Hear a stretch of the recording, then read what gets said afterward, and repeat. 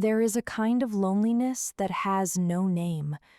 It is not the loneliness of being alone in a room. It is the loneliness of not knowing where you came from, of looking in the mirror and not recognizing the eyes looking back. My name is Zara, and for 20 years I searched for the woman who gave me life. I found her, but some doors, when they finally open too late. I was adopted at 3 months old. My parents were kind people, warm, generous, present. They never hid the truth from me. You are adopted, Zara, but you are ours completely. I believed them. I loved them. And still, there was always a space inside me that their love could not quite fill. It started with a question I was too afraid to ask out loud. Why did she give me away? Not who was she, not where did she go, just that one question. I was not enough to make her stay. I carried that question for 20 years, through school, through university, through a marriage and a daughter of my own. The day my daughter looked up at me with complete trust in her small eyes, I understood for the first time how enormous it must have been to let me go, and I needed to know why. I hired someone to find her, a quiet man named Mr. Rao, who found people who did not want to be found. It may take time, he said, and what you find may not be what you hoped for. I know, I said. I did not know. I had no idea. 6 months passed. Then Mr. Rao called. He said, I found her. Her name is Layla Mir. She lives in a small town, 4 hours from here. A silence. There is something else, he said. You should know before you go. She is not well, Zara. She has been ill for about 2 years now. I sat with that information for 3 days. She was sick. The woman I had looked for my entire life was already running out of time. I thought about not going. If I had never found her, I could have kept the version of her I had built in my mind, gentle, regretful, waiting. But that version was never real, and I needed real more than I needed safe. I drove 4 hours alone. I did not tell my husband where I was going. I did not call my parents. This was mine. Whatever it was, it belonged only to me. The town was small, quiet streets, old houses with small gardens. I parked outside number 14 and sat in the car for 20 minutes, wondering if the woman inside ever thought about me. A neighbor answered, an older woman, kind eyes, careful voice. Are you here for Layla? She asked. Yes, I said. She looked at me for a long moment. Then softly, she has been asking for you for quite some time now. The room was small and warm, sunlight through thin curtains, a bed by the window, flowers on the table, fresh ones, recently placed. And in the bed, shaky inhale, a woman, thin, pale, but her eyes were mine. She saw me from across the room. She did not speak immediately. She just looked, the way you look at something you have imagined for so long that seeing it real takes a moment to believe. Then, very quietly, Zara. Not a question. She knew me immediately, after 20 years, she knew my face. "I have a photograph," she said. She reached slowly to the table beside her bed. A photograph, worn at the edges, handled so many times the corners had gone soft. It was me, 7 years old, standing outside my school in a blue uniform. "How did you get this?" I whispered. "I never stopped looking either," she said. "I looked for you every year," she said. "I knew your name, I knew your school, I knew you were safe and loved and becoming someone good." "Then why?" I started. "Why didn't you come to me?" She looked at the window. "Because I was afraid that coming to you would only hurt you, and I had already hurt you enough by leaving." She told me everything. She was 19 when I was born. Alone, no family, no money. A man who disappeared the moment he heard the word pregnant. She had held me for 3 months, 3 months of loving me completely, while knowing she could not give me what I needed. "I cried every single day of those 3 months," she said, "and I cried every single day after. The day I left you," she stopped, took a slow breath. "I dressed you in the warmest thing I had, a yellow sweater. I had knitted it myself. I held you for 1 hour." Pause. "Then I walked to the door of the adoption center, and I stood there for 40 minutes before I could make my feet move inside. When they took you from my arms," her voice broke, "I said one thing to the woman, just one thing. I said, 'Please find her someone who will never make her feel like she is not enough, because she is everything. She is absolutely everything.'" Pause. I could not speak. I sat beside her bed and I held her hand, and neither of us said anything for a long time. "Do you still have it?" I asked. "The yellow sweater?" She smiled, the first real smile I had seen from her. She pointed to the small wardrobe across the room. "Top shelf," she said. "Left side." I opened it, and there it was, small, yellow, hand-knitted, 20 years old, and still folded like something precious.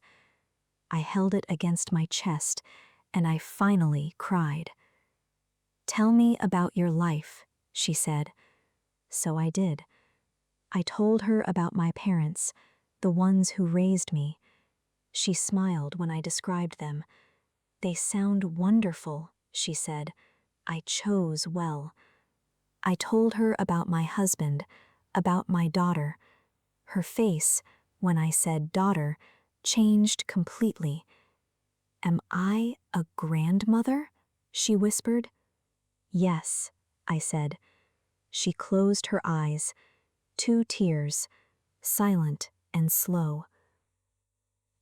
I took out my phone. I showed her a photograph. My daughter, 4 years old, laughing in a garden, completely unaware of this moment happening 4 hours away. Layla looked at the photograph for a long time. "She has your eyes," she said. "She has yours," I said. She looked up at me. In that moment, 3 generations existed in one small room, and the space inside me that nothing had ever filled shifted. I stayed for 6 hours. We talked about everything and ran out of time for most of it. She told me about her life, the years of working, the small apartment, the garden she loved, the neighbors who became family. A quiet life, a lonely one sometimes, but a life she had built with her own hands, after giving me the chance to have something better. At the door, I stopped. "I'll come back," I said. "Next week. I'll bring her, my daughter, if that's okay." Layla's face, I cannot describe it fully. It was the face of someone who had stopped hoping for something and been given it anyway. "I would like that very much," she said quietly.